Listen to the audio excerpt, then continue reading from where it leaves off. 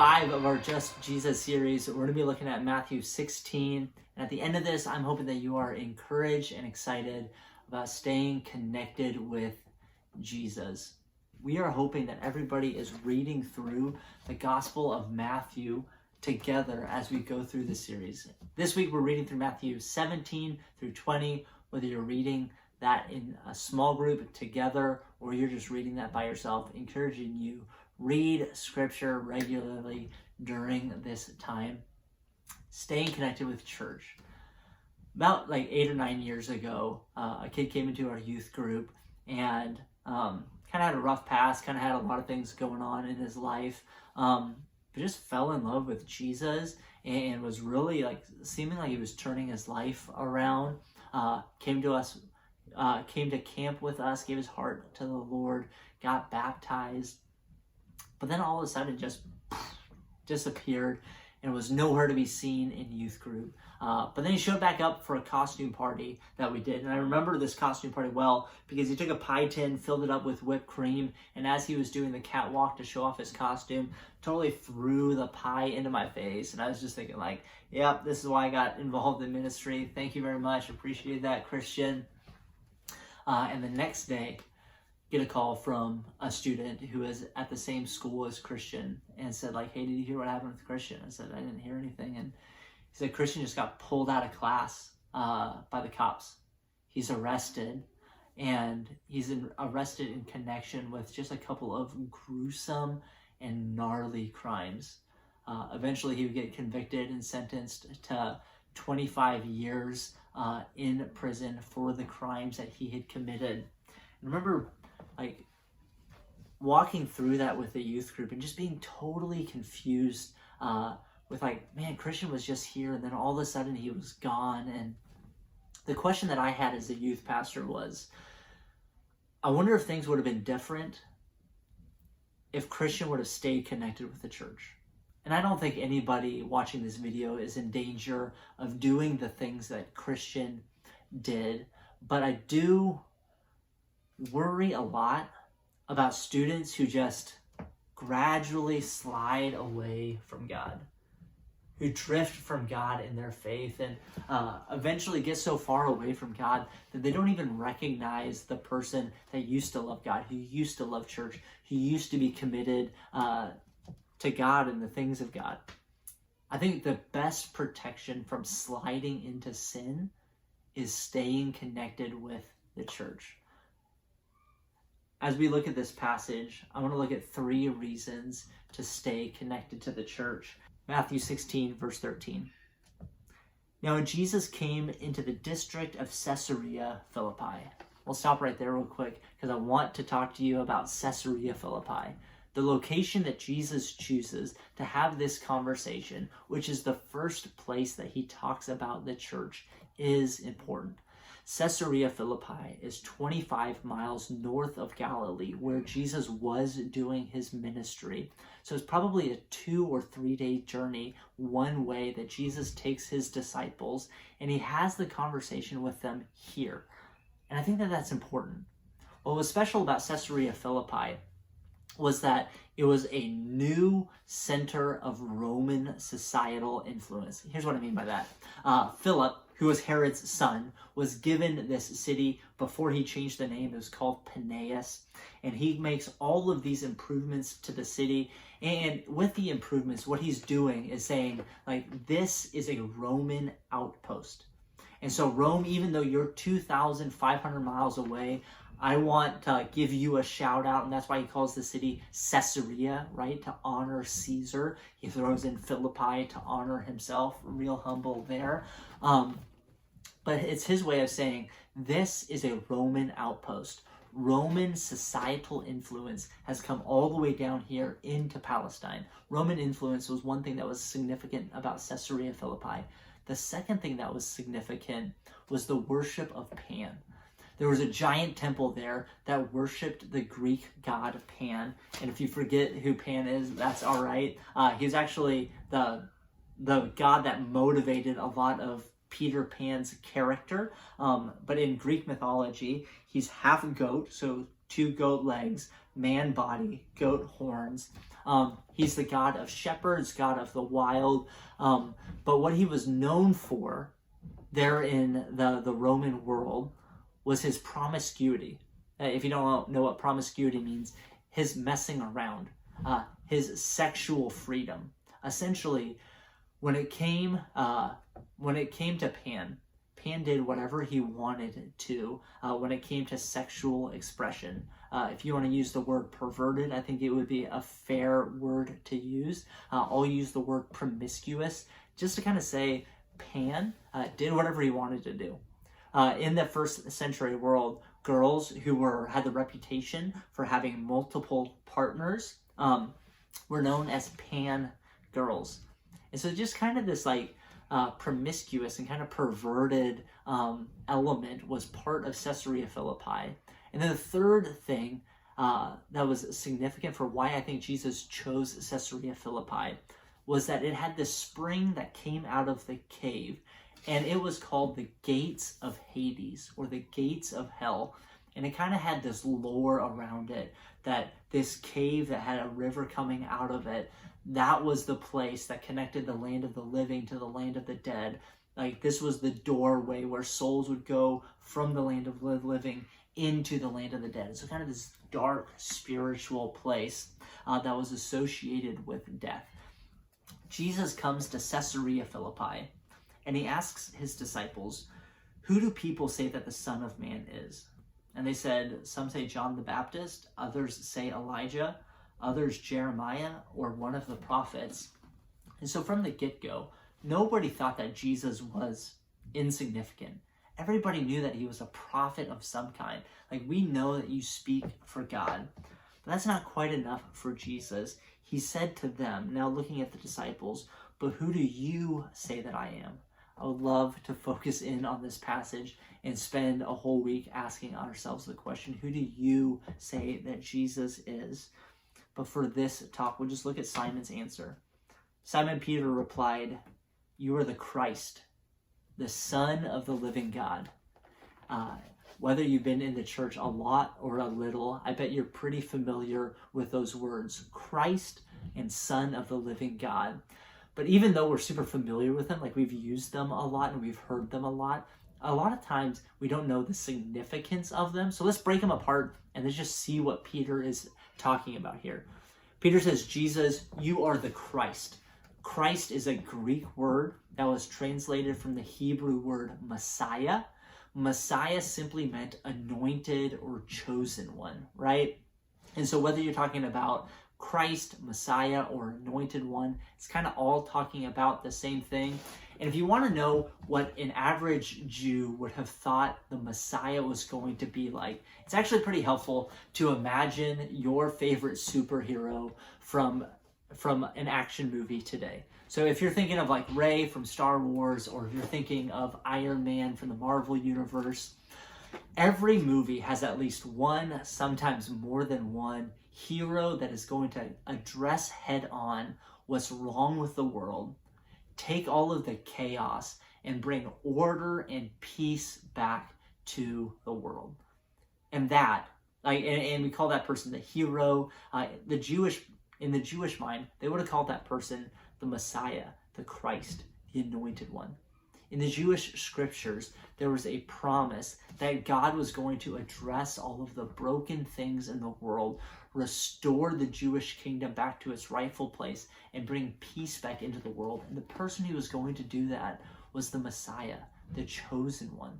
And that's who Peter is saying, Jesus, you are the Messiah, you are the Christ. But he goes on and he adds, the Son of the living God.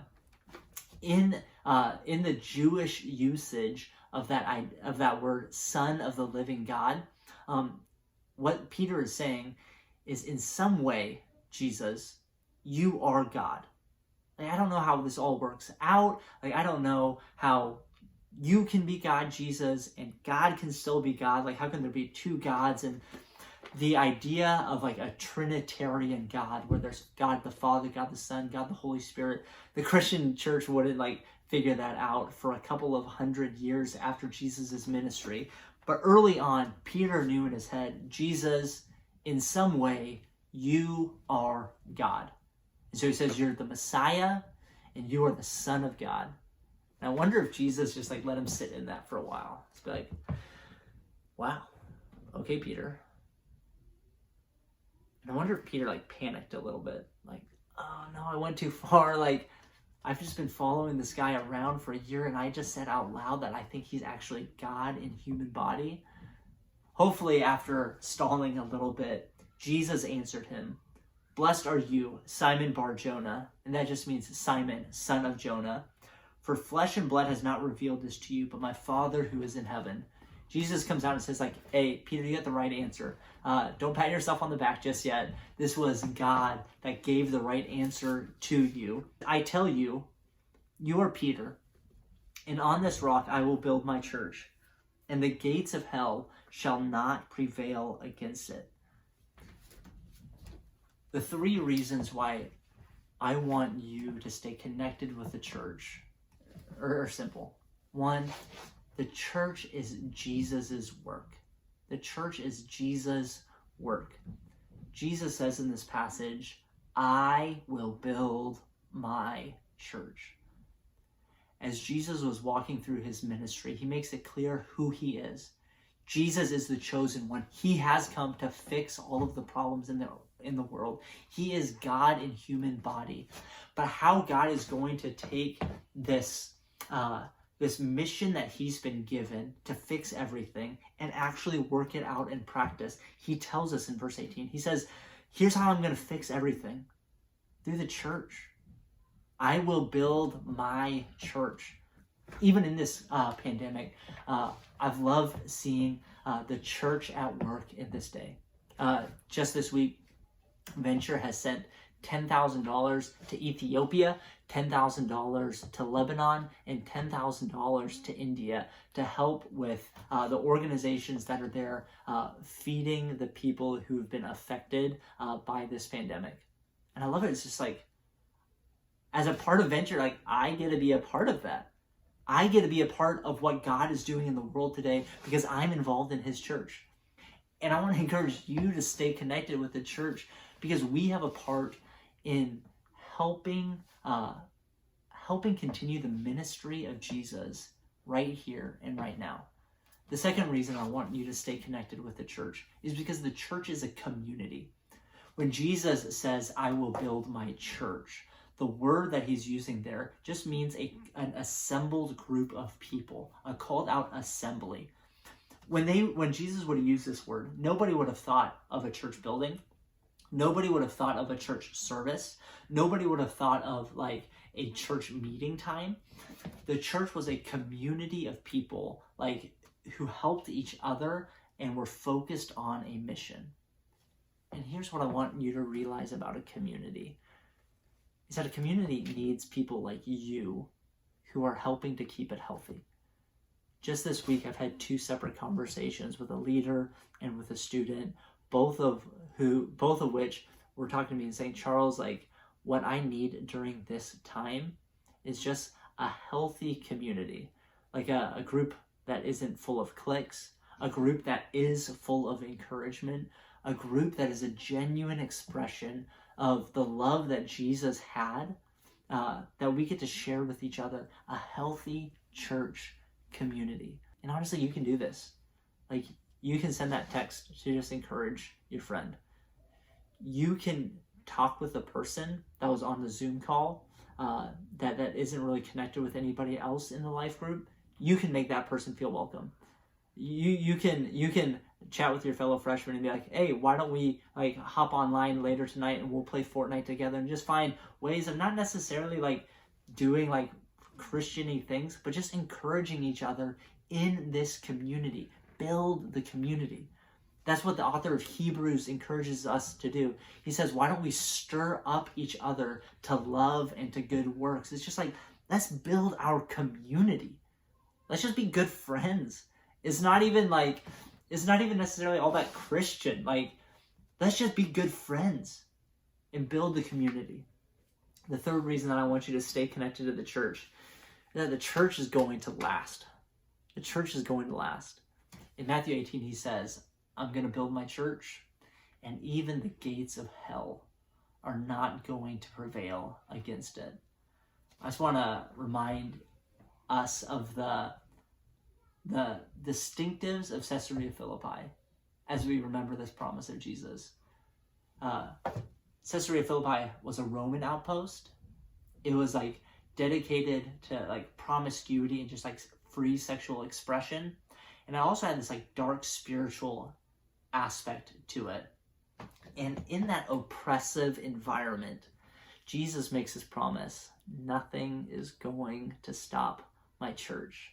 I think that's so important for us as people who are part of the American church. The American church for the last couple of decades has been in decline. It's not true of the church on a worldwide scale. The church in India, the church in China, the church in Africa, the church in South America, all of those like places are seeing revivals and seeing like God work in significant ways. Overall, there are more people coming to know Jesus right now than ever before in church history. But in our world, in America, there's kind of this idea that as our world progresses more and more, the need for the church is less and less. And eventually, the church is just going to disappear altogether. And I doubt any of you guys watching this video has ever said that out loud. You know, that like the church is just in this downward spiral and eventually it's going to become totally irrelevant. But a lot of times that scary thought like sneaks into the back of our heads. And we just think like, who cares? Like, why does this matter? Is this even going to last? And into that kind of like oppressive framework, I want to remind us of Jesus's promise. Jesus is going to build his church and nothing is going to stop it. So here's my question for you. What are you investing in during this time? Are you investing in God's work? God's work is being done through the church right now. Like, are you investing in that? Like, are you just being helpful around the home? Like, are you doing good works so that people can see those good works and glorify your God who's in heaven? Are you investing in community? Like, are you loving people well during this time? Are you being a good friend? Are you texting the people that you should be texting? Or are you caring in the way that you should be caring? Are you investing in the community? Are you doing things that are going to last? I'm not sure if like hours of Netflix watching is going to be valuable next week, next month, next year, 10 years from now. I'm not sure like if you are the best video game player in the world, whether that's going to be valuable next week, next month, a year, 10 years from now. But one thing that I know is going to be a valuable investment is investing in the church. And so what we started this video off with was, I hope that through this, you are encouraged and you are excited to stay connected with the church.